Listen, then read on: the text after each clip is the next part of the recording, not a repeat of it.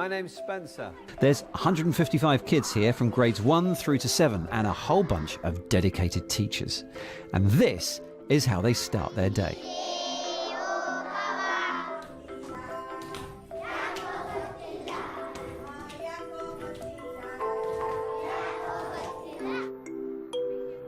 Over in Vijaya Nayak's classroom, things are a little more serious.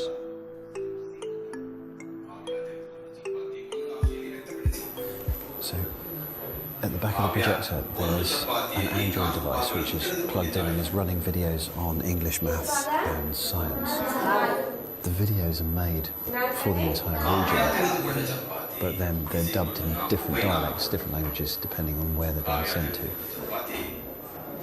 Today we're learning about fractions.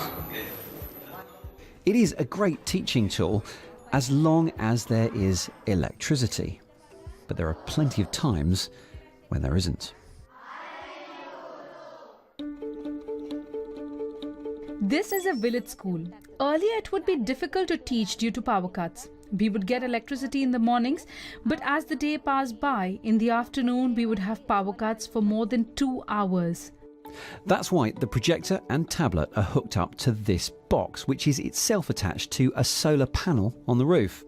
Together, they can provide up to 5 hours of electricity a day, meaning that classes don't have to be interrupted or cancelled if the power cuts out. Then we started using solar power as it is an easy and natural source of generating electricity. We have introduced the study of generating power through solar energy to our students and are teaching them the importance and working of it. We also explain to our students that this process will help us in the future to generate electricity. This whole system has been provided by the Selco Foundation, an Indian charity with the aim of helping to alleviate poverty by improving access to energy. So with this, actually students can get a better education through audiovisual thing, and also there was no problem of electricity. So anytime teachers can take their students to the classroom, they can teach through this medium. Selco and other NGOs they work with pay for half of the cost of installing the projector and solar system. The other half comes from local schools or local government. How important is the projector?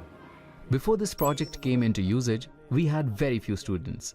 But since we have started using the solar power, our number of students has increased in a good way. We have students coming to us from different villages to learn. And not only students, we have other schools coming down to our institute for smart classes. The smart class is a good way of teaching kids these days. They seem to enjoy and learn more than usual. After we introduced smart class, our school stands proudly in the educational sector. We plan to grow larger as the years pass by. Cool. The same system is already in hundreds of rural schools, and they're aiming to add hundreds more this year. And it's not just key for schools. Across rural India, businesses can be helped massively by having a reliable power supply. Sumana is a seamstress who lives a short drive from Kundapur. She became the main breadwinner for the family after her father was taken ill. The more clothing she can repair, the more she gets paid.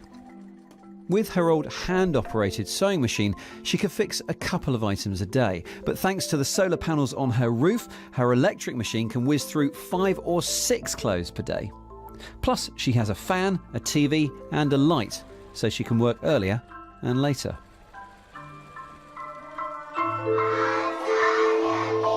One quarter of India's rural population lives below the official poverty line. That's 216 million people whose livelihoods could be improved by the addition of basic facilities like electricity. And of course, one key way of helping people out of poverty is education. It's always such a privilege to come to a place like this and see how the simplest technology can make a world of difference. That's it from India for the moment. You can see plenty of photos and more backstage gossip on Twitter. We live at BBC Click.